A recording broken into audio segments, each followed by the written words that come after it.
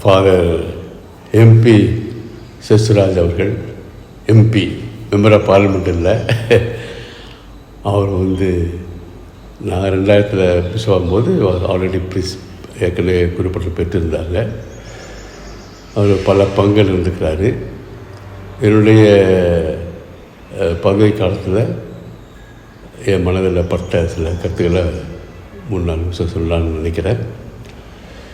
முதலாவதாக அவர் ஒரு சமூக பார்வை உள்ள ஒரு தந்தை.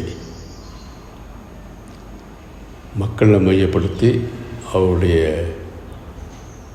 வாழ்வை சமுதாயத்தில் எவ்விதமாக முன்னேற்ற முடியும் என்ற ஒரு கருத்தில் ரொம்ப ஆர்வமாக இருந்தவர். அதுக்கான செயல்பாடுகள் பல மேற்கொண்டார். ஒரு கட்சியில் கூட இருந்தார், ஆம் ஆத்மி கட்சியில். அந்த எலெக்ஷன் நின்னார். நின்னா என்ன விளைவுகள் வரும்னு நான் சொன்னாலும் பரவாயில்ல, எதையும் நான் சந்திக்கிறேன், அந்த மாதிரி ஒரு துணிச்சல் உள்ளவராக இருந்தார்.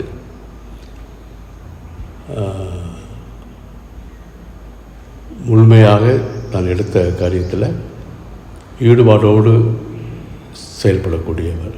ஏனோ தானோன்னு இல்லாதபடி உண்மையிலேயே ஒரு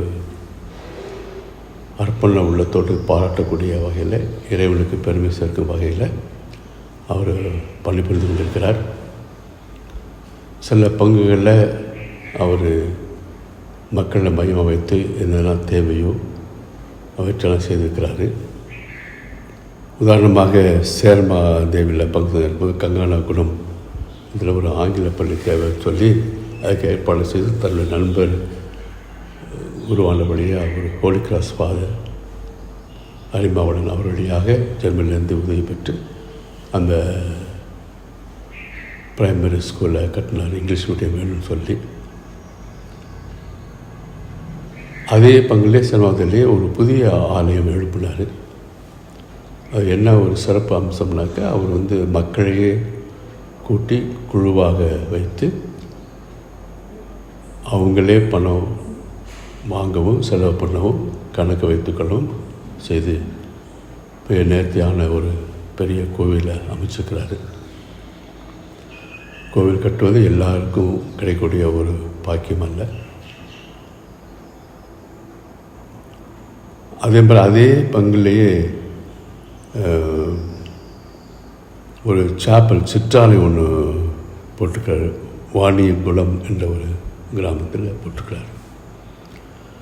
அதில் அந்த பங்கில் இந்த மாதிரி ஒரு முக்கியமான பணிகளாக சிறப்பாக மக்கள் தொழுவதற்கு ஒரு புதிய ஒரு ஆலயத்தை எழுப்பி அங்கு இறைவனுக்கு மகிமை சேர்க்கும் வகையில் செயல்பட்டுருக்கிறாரு. மறை மாவட்ட ரீதியில் பார்க்கும் பொழுது என்னுடைய பதவி காலத்தில் அவர் தொழிலாளர் நல குழுவுக்கு சேரப்பட்டிருந்தேன். அப்போ அவர் ஒரு விரிந்த பார்வையோடு எதிர்காலத்தில் இளைஞர்கள்லாம் நல்லா உருவாக்கணும் அப்படின்ற ஒரு கருத்தில் வின் அகாடமி, அந்த நீட்டு, ஐபிஎஸ் இந்த மாதிரி தேர்வுகளுக்கு தயார் பண்ணக்கூடிய ஒரு கருத்தை என்கிட்ட சொன்னார். அது நல்லா இருந்துச்சு. இந்த காலகட்டத்தில் அது தேவை என்ற உணர்ந்து நானும் ஒத்துக்கொண்டு அதை ஆரம்பித்து வைத்தேன். வின் அகாடமி என்னுடைய கடைசி காலகட்டத்தில் அது இப்பொழுதும் செயல்பட்டு கொண்டிருக்கிறது நினைக்கிறேன். அவர் பல வகையில் பிள்ளைகளை ஈர்க்கும் வகையில் ஸ்காலர்ஷிப் தரேன்னு சொல்லி 1000 10,000 ஸ்காலர்ஷிப்லாம் வாங்கி அவர் செய்து கொண்டிருக்கிறாரு. அது எதிர்காலத்தில் ஒரு 20 பேர் படிக்கிறாங்கனாக்கா ஒருத்தராவது பாஸ் பண்ணுறதுக்கு ஒரு வாய்ப்பு இருக்கும். ஒரு உதாரணத்துக்காக சொல்கிறேன், ஒருத்தர்னு சொல்ல ஒரு உதாரணம் சொல்கிறேன். அதாவது அவருடைய முற்போக்கு எண்ணங்கள் அதை நான் ரொம்ப பாராட்டுறேன், வாழ்த்துறேன். அவர் இந்த தமிழ் தேசிய நம்ம ஒரு இதில் நினைக்கிறேன் ரொம்ப தீவிரமாக செயல்படுவார். தமிழினம் அப்படின்னு சொல்லும் பொழுது அங்கே இந்த பாகுபாடு இருக்க முடியாதுன்ற ஒரு கருத்தில் அவர் வேகமாக அதில் இருக்கிறாரு. அதனால் பல இடர்பாடுகள் உண்டு. எதையும் ஏற்று செயல்படக்கூடிய ஒரு திறமைசாலி. இந்த மத்தியில் ஒரு PhD முடிச்சுக்கிறது நான் ரொம்ப பாராட்டுறேன். அதுக்கான செல்ஃப் மேட் மேன் என்று சொல்லலாம் ஒரு வகையில். அதனால் இப்பேற்பட்ட ஒரு சூழலில் அவருக்கு எதிர்ப்புகள் கட்டாயம் இருக்கத்தான் செய்யும், விமர்சனங்கள் இருக்கத்தான் செய்யும், பலகீனங்கள் இருக்கத்தான் செய்யும், வெற்றி தோல்வி இருக்கத்தான் செய்யும். அதெல்லாம் கடந்து தாண்டி எப்படியே ஒரு குழந்தைய ஒரு தாய் முள்ளு குத்துற பாதையில் பிள்ளை நின்றுச்சுன்னா தூக்கிட்டு போகிறாளோ அது மாதிரி இறைவன் அவரை தூக்கி சுமக்கிறார் நான் நம்புகிறேன். தொடர்ந்து அவர் திருவைக்கும் சமுதாயத்திற்கும் தேவையான பணிகளை ஆற்றுவதற்கு என்னுடைய வாழ்த்துக்களை ஜெபம் கொள்கிறேன். அவர் குருத்துவ பட்டம் பெற்று 25 ஆண்டுகள் நிறைவு செய்யக்கூடிய இந்த சூழலில் முதலாக இறைவனுக்கு நான் நன்றி கூறுகிறேன். அவர் அர்ப்பணித்த பெற்றோர்களுக்கு, அவரை செதுக்க உதவி செய்த உடன்பிறப்புகளுக்கு நன்றி கூறுகிறேன்.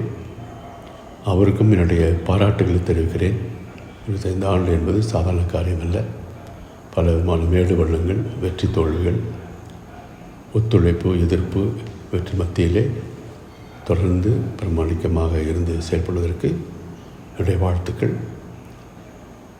குறைபாடு என்று மக்கள் கூறக்கூடியவற்றெல்லாம் அவர் இன்னும் தவிர்த்து இன்னும் அதிகமாக இறைவனுக்கு, இறை அரசுக்கு ஏற்புடைய காரியங்களை செய்ய என்னுடைய ஜபத்தை உறுதியாக கொண்டு மீண்டுமாக அவருக்கு நெஞ்சார்ந்த அன்பு கலந்த பாராட்டுக்களையும் வணக்கத்தையும் தெரிவித்துக் கொள்கிறேன். MP அவர்களே வாழ்க, வளர்க, பிறர் வாழ வைக்க கருவியாக இறைக்கரங்களில் திகழ்க. நன்றி. வளர்ச்சி ஒன்று வேண்டும்